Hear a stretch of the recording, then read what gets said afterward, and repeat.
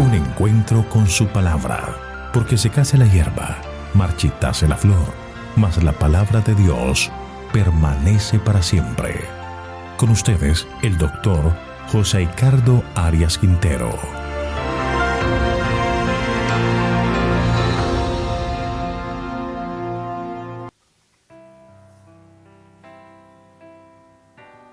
Hoy estudiaremos Ezequiel capítulo 48. Para ello vamos a pedir la bendición de Dios. Querido Señor, en este momento nos acercamos a ti para pedirte que derrames tu gracia sobre cada uno de nosotros. Te pedimos, Señor, de manera muy especial que nos des sabiduría y entendimiento para poder comprender tu palabra y guardarla en lo profundo de nuestro corazón. Gracias, Señor, por estar con nosotros y gracias porque sabemos que tu Espíritu Santo nos guiará y nos dará entendimiento. Gracias por todo en Jesús. Amén. Este es el último capítulo de la última sección del libro de Ezequiel y nos revela el maravilloso amor de Dios por su pueblo y los planes maravillosos que Él tiene. Debemos recordar el contexto histórico en que se dan estas visiones. El pueblo de Israel llevaba muchos años en cautiverio. Ezequiel llevaba 25 años en Babilonia. Daniel más de 30 años. Los judíos ya estaban habituados a vivir en la gran ciudad de Babilonia. Además, su tierra estaba despoblada y toda la ciudad de Jerusalén en ruinas. No había manera de volver a ella. Todo parecía indicar que Israel como nación desapareció. No había indicios, humanamente hablando, de que Israel volviera a nacer como nación. En estos momentos de desesperanza, Dios habla a través de su profeta y comienza con una visión en la que le dice al pueblo que ellos volverán a Jerusalén, que Dios lo hará posible, y comienza a dar detalles de la manera en que se debe construir el templo. Le muestra las diferentes partes del templo, cómo debe construirse, qué tanto terreno se necesita. Y lo más importante es que le muestra a Ezequiel algo tan real en esa visión. Dios lo tiene todo planeado. Dios lo hará posible. El mensaje que Dios da al profeta es la certeza que su promesa de restauración se hará posible. Incluso se muestran los lugares donde los sacerdotes entrarán y oficiarán, la cantidad de ofrendas que se deben ofrecer el día de la inauguración. Además se describe la casa de los sacerdotes y dónde debe quedar la casa del gobernador. Incluso muestra la corriente de agua que sale del templo y que sirve para todos los oficios que se celebrarán allí. Dios va a cumplir su promesa. Dios va a cumplir su pacto. Dios hará que todo sea posible. Y toda esta revelación la hace faltando unos 40 años para que Israel vuelva a Jerusalén. Ezequiel no alcanzará a ver el cumplimiento de esa promesa, pero ha visto la visión y tiene la seguridad que el Señor cumple lo que promete. La pregunta sería, ¿cumpliría el pueblo la parte que le corresponde? El capítulo 48 de Ezequiel describe la distribución de la tierra y termina con el tamaño de la ciudad y de sus puertas. Pero la parte central de esta distribución está la porción de Jehová. Ezequiel 45:1 dice: Cuando repartáis por suertes la tierra en heredad, apartaréis una porción para Jehová, que les consagraréis en la tierra, de longitud de 25,000 cañas y 10,000 de ancho. Esto será santificado en todo su territorio alrededor. Esta era la parte del santuario y la parte que serviría de tierra para que se establecieran los sacerdotes con sus familias. A cada lado de esta porción estarán Judá y Benjamín, las tribus que permanecieron fieles por más tiempo que las otras 10. Vayamos a los versículos 1 al 7 de Ezequiel capítulo 48, donde se habla de la distribución de la tierra. Leamos los versículos 1 y 2. Estos son los nombres de las tribus.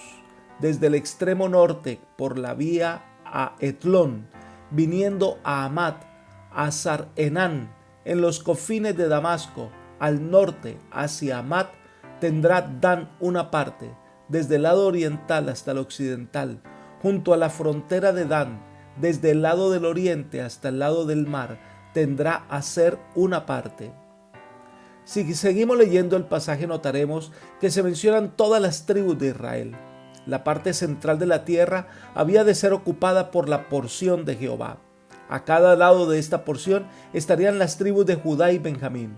Las tribus de Rubén y Simeón, las dos mayores, fueron colocadas junto a ellos.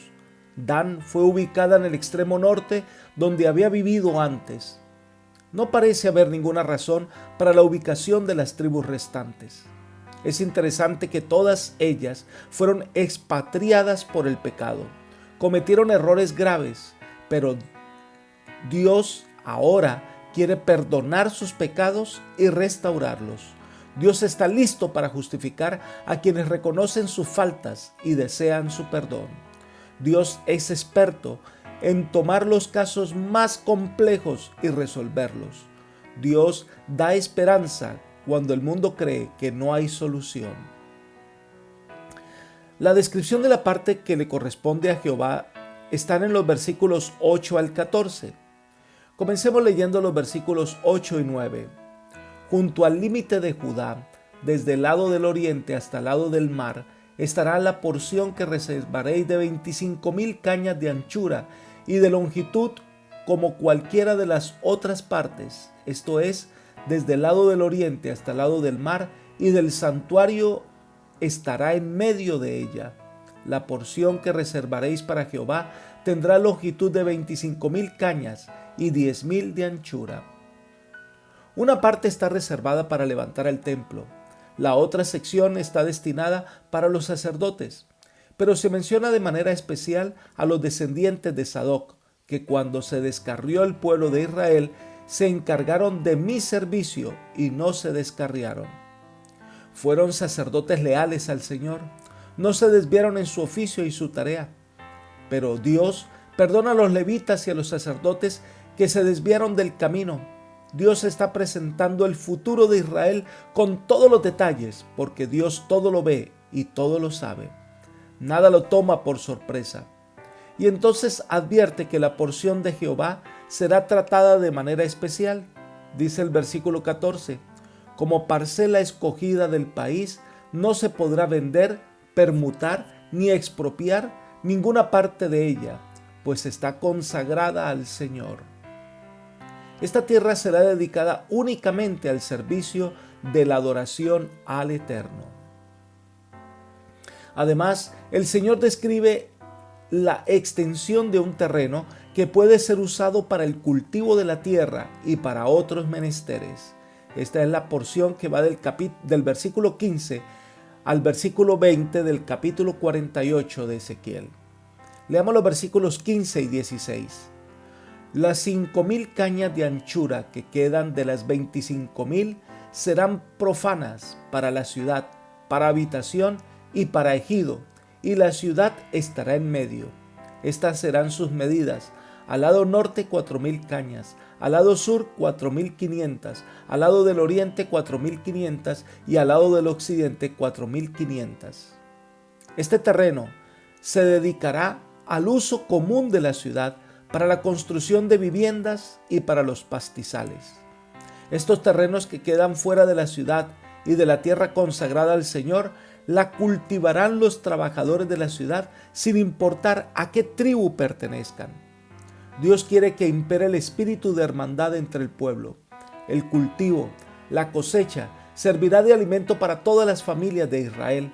Y mientras Dios dirija a su pueblo, mientras Dios sea el protector de esta nación, no les faltará nada y sus tierras prosperarán. Esta es una evidencia para que el mundo conozca el amor y la bondad de un Dios que siempre cumple sus promesas. Entonces se describe el terreno del gobernador en los versículos 21 y 22. Leamos. Del gobernante será lo que quede a uno y a otro lado de la porción santa y de la propiedad de la ciudad. Esto es, delante de las 25,000 cañas de la porción hasta el límite oriental y al occidente, delante de las 25,000 hasta el límite occidental. Lo que quede delante de dichas partes será del gobernante, será una porción santa, y el santuario de la casa estará en medio de ella. De este modo, la parte del gobernante será la comprendida desde la porción de los levitas y la porción de la ciudad, entre el límite de Judá y el límite de Benjamín. Dios había profetizado que esta nación restaurada no volverá a tener rey, sino que se nombrará a un gobernador.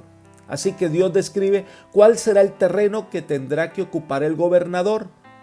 Ahora, esto de que no va a tener rey es lo que vemos en el Nuevo Testamento.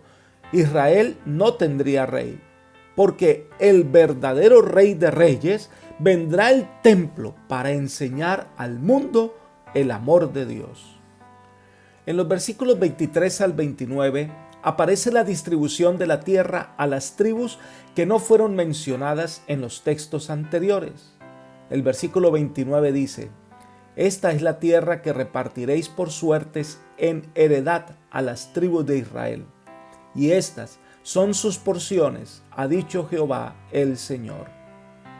El Señor indica cómo se registrarán las tierras. Es interesante el contexto en que esta profecía se da. Cuando Israel está desolada y parece que reina es la muerte, Dios promete dar vida, sanar a su pueblo, perdonarlo y restaurarlo. Y hasta describe cómo se debe distribuir las tierras y quién debe ocupar cada terreno. Esta es una visión profética que debe encontrar fundamento en la fe en aquel que todo lo hace posible. Y este capítulo y el libro de Ezequiel terminan con la visión de la restauración de la ciudad de Jerusalén, la ciudad de Dios, versículos 30 al 35. Leamos los versículos 30 y 31. Estas son las salidas de la ciudad. Al lado del norte, 4,500 cañas por medida, y las puertas de la ciudad serán llamadas según los nombres de las tribus de Israel. Las 3 puertas al norte serán la puerta de Rubén, la puerta de Judá y la puerta de Leví. Qué interesante. Lo primero que describe son las medidas de la ciudad y dice que cada lado de la ciudad habrá 3 puertas y cada una de estas puertas lleva uno de los nombres de las 12 tribus de Israel. Esta descripción es tomada nuevamente al describir la nueva Jerusalén, capital del reino de Dios. Miremos por un rato Apocalipsis capítulo 21 y leamos el versículo 12. Dice: Y yo, Juan, vi la santa ciudad, la nueva Jerusalén, descender del cielo, de Dios, dispuesta como una esposa ataviada para su marido. Esta ciudad que desciende del cielo, porque Dios es el constructor, esta ciudad no nace en la mente del hombre, sino en la mente de Dios. Juan ve cómo será esa ciudad. Versículos 12 y 13 de Apocalipsis 21. Tenía un muro grande y alto, con 12 puertas, y las puertas 12 ángeles, y nombres inscritos que son las 12 tribus de los hijos de Israel. Al oriente 3 puertas, al norte 3 puertas, al sur 3 puertas y al occidente 3 puertas. Esta visión de la ciudad de Dios es en muchos aspectos muy parecida a la visión de Ezequiel, solo que la nueva Jerusalén se establecerá sobre esta tierra cuando el Señor destruya a todos los malos de este planeta. Ahora, el libro de Ezequiel, capítulo 48, termina con una afirmación muy interesante en el versículo 31. Y desde aquel día, el nombre de la ciudad será Jehová Sama. Cuando leemos este mismo versículo en la Nueva Traducción Internacional, dice: Y desde aquel día, el nombre de la ciudad será Aquí habita el Señor. Ezequiel comienza su libro hablando de la terrible apostasía de Israel y anuncia con tristeza que Jehová abandonará a su pueblo y el templo ya no será más la habitación del Señor. La ciudad es destruida y el templo fue quemado. Pero ahora termina el libro anunciando que el Señor hará un nuevo pacto con su pueblo, que volverá a reunir a su pueblo que estaba esparcido, que volverá a nacer Israel, que volverá a construirse un templo. Y entonces Dios va a morar allí. Dios estará nuevamente entre ellos. Dios volverá a habitar con su pueblo restaurado. ¡Qué tremenda promesa para Israel! Pero esta promesa es la que Dios le ha dado a los habitantes de este mundo lleno de pecado. Dios puede venir y poner fin al dolor, y muy pronto lo hará. Y el Apocalipsis nos dice que en este nuevo mundo Dios habitará allí. Leamos Apocalipsis 21, 22 y 23. Y no vi en ella templo, porque el Señor Dios Todopoderoso es el templo de ella y el Cordero. La ciudad no tiene necesidad de sol ni de luna que brillen en ella, porque la gloria de Dios la ilumina y el Cordero es su lumbrera. Este mundo será restaurado y es lo que Dios tiene planeado para nosotros, para aquellos que acepten a Cristo como su Salvador personal. La buena noticia es que hay lugar para ti en los planes de Dios. Hay lugar para ti en las mansiones que Dios ha preparado. Pero la condición para vivir allí por siempre con el Señor es que hoy le abras la puerta del corazón y Él vendrá y habitará en tu corazón y transformará tu vida. Entonces podemos decir, Dios habita aquí. Y esta misma canción la entonaremos cuando Él establezca su reino en nuestro mundo. Que el Señor te bendiga y que hoy puedas tomar esta esperanza, guardarla en tu corazón y puedas desarrollar una fe en el Dios que todo lo hace posible. Que el Señor te acompañe, es mi oración. Amén.